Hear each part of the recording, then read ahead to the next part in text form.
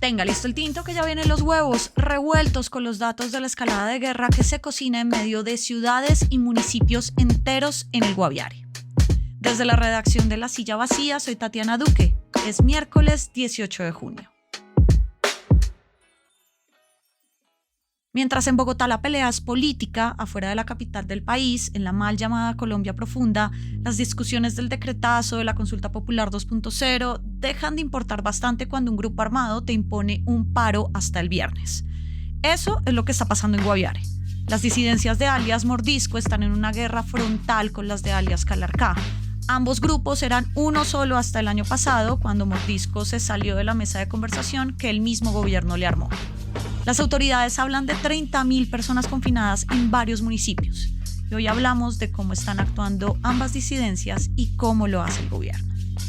Juanita Vélez ya es invitada recurrente a Huevos, es periodista y experta en las dinámicas del conflicto armado en el sur del país. Gracias por pasar por acá. Tati, muchas gracias por la invitación y yo siempre feliz de venir a Huevos. Ubícanos un poco regionalmente en este conflicto. Alias Calarcá venía avanzando por las zonas que ya tenía ocupadas Mordisco. ¿Qué pasó? Pues mira, en los últimos meses Calarcá se ha metido por una zona que se llama la Trocha Ganadera, que es una zona donde el Frente Primero y el 44 de Iván Mordisco tenían presencia en Guaviare. Y lo que ha pasado en los últimos meses es que Calarcá se ha ido metiendo a esas zonas de Mordisco y eso ha creado pues que se eleve la confrontación entre ambas disidencias. Esto es ahí en plena Amazonía. La semana pasada Mordisco ya estaba hablando de toques de queda en unos periodos de tiempo muy específicos, pero ahora esto escaló a un paro armado. ¿Tiene que ver justamente con esta avanzada de Calarcá entonces? Sí, básicamente la razón que da el bloque Amazonas de Mordisco para hacer este paro, con el cual escalan lo que ya venían haciendo antes, que era el toque de queda y que produjo el confinamiento de más de 10.000 personas, es que ellos están actuando en contra de la disidencia de Calarcá, a quienes señalan de ser un grupo paramilitar aliado a la fuerza pública y que lo hacen, entre comillas, para proteger a la población civil. Entonces, esto es como una escalada en su conflicto con Calarcá y al mismo tiempo es una escalada y una muestra de poder y un desafío para el gobierno de Petro, que ha estado concentrado en una arremetida militar durísima contra Mordisco en los últimos meses y pues contra este bloque Amazonas en particular. Ahora, Juanita, esta situación tendría algo que ver, y lo digo por los tiempos en los que está ocurriendo, con los 26 atentados y más que hubo la semana pasada en Cauca, en Valle, en Cali, y que las autoridades están señalando directamente a Iván Mordisco justamente en retaliación por la ofensiva militar. Sí, pues a ver, el mismo bloque occidental de Mordisco ya aceptó que hizo todo lo del suroccidente y ese bloque occidental ha estado ayudando con hombres y armas, con capacidad logística, al bloque Amazonas de Mordisco en su guerra contra Calarcá. Entonces, pues, más allá de esa ayuda, pues no podríamos totalmente afirmar si están o no relacionados, pero esto sin duda ocurre en ese contexto en el que ya el bloque occidental le mostró un poco los dientes al gobierno la semana pasada con esas acciones coordinadas y ahora este bloque, el Amazonas, que recibe apoyo del occidental, que tiene más capacidad militar, pues está haciendo lo mismo en esta zona de la Amazonía. Ahora, ¿dónde está el gobierno en toda esta situación? Porque Calarcá dijo esta semana, hablando ahora de la otra disidencia, que el gobierno debería volver a la mesa de conversación. Incluso lo hace con un lenguaje súper político, utilizando unas expresiones muy grandilocuentes que nos hacen recordar esas viejas guerrillas de los 80s, de los 90s. Pero técnicamente, ¿dónde está el gobierno parado en todo esto? Políticamente hablando y sobre lo que tiene que ver de aquí en adelante con la política de paz total. Pues el presidente Petro dijo en un evento este fin de semana en Guaviare que no cerraba la puerta a las negociaciones con, ni siquiera con Mordisco, que mantenía la puerta abierta y que con Calarcá también mantenía esa puerta, pero ha sido el mismo gobierno el que ha dejado a la deriva esa mesa de negociación con Calarcá. ¿Por qué?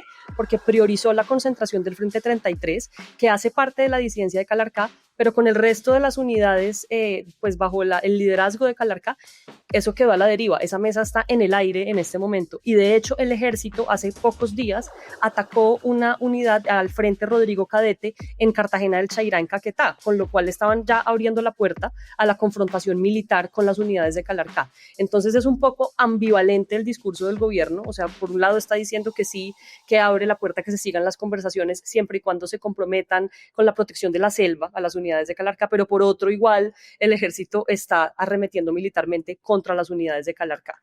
Ahora estamos hablando también en un escenario en donde hay una nueva estrategia de seguridad del gobierno con el ministro de Defensa, Pedro Sánchez, que es un ministro que viene justamente del ejército.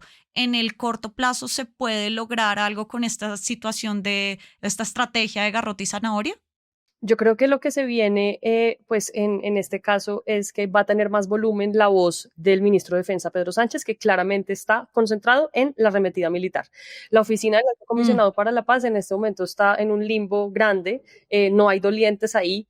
Y lo que uno ve es que es más claro y más enfática la estrategia del garrote y que la de la zanahoria es un poco como un último recurso y que lo que le queda a este gobierno en realidad son estos resultados muy territoriales, que no sé si llamarlos ni siquiera resultados, sino estas mesas locales y estas transformaciones territoriales, pero de resto ya esto más amplio con estructuras como la de Calarcá no lo veo pasando. Mm, Ahora hablemos de esos resultados, digamos, muy territoriales. Está pasando con Comuneros del Sur en Nariño, que ya tienen como una zona de ubicación, o esta priorización con el Frente 33 de Calarcá.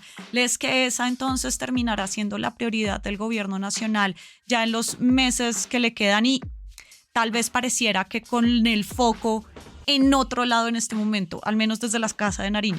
Tal cual, sí, yo creo que el foco es meterle el acelerador a eso que el gobierno llama transformaciones territoriales con estas zonas de ubicación temporal, una la de Samaniego Nariño con Comuneros del Sur, la disidencia del ELN, y otra con el Frente 33 del Catatumbo. También se supone que va a haber una con la Coordinadora Nacional Ejército Bolivariano en Putumayo. Eh, Estas zonas igual generan muchas preguntas, estas zonas de ubicación temporal, cómo va a ser la protección a la sociedad civil.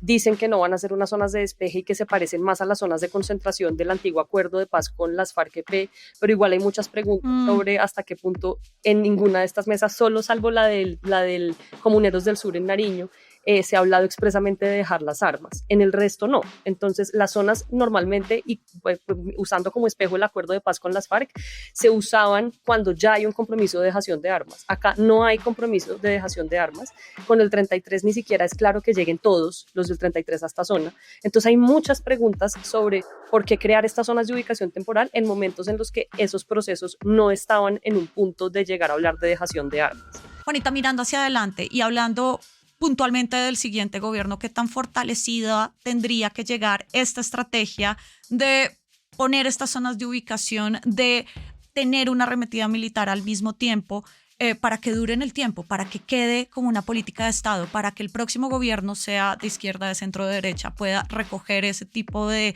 políticas que está adelantando este gobierno y continuarlas en el futuro?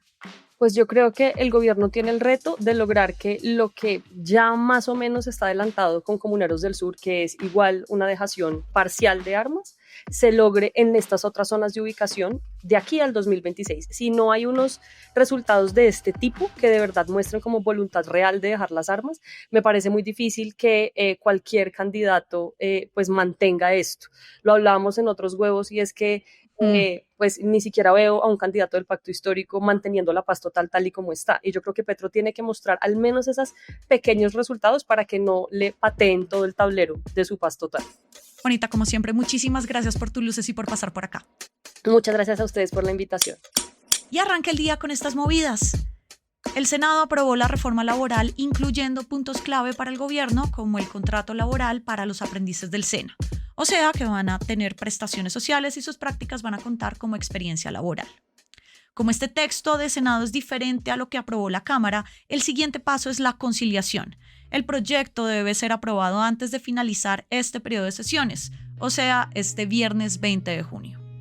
Y el registrador nacional no va a convocar a la consulta popular. Pidió primero que las Cortes revisen si el decretazo del presidente se ajusta o no a la ley. Toda la movida de poder está al aire en lasillavacía.com, en las redes y en el en vivo. Y por acá cada mañana estará servido su desayuno político favorito. Fernando Cruz y Juana Rubio Tovar produjeron este episodio. Yo soy Tatiana Duque y nos escuchamos mañana.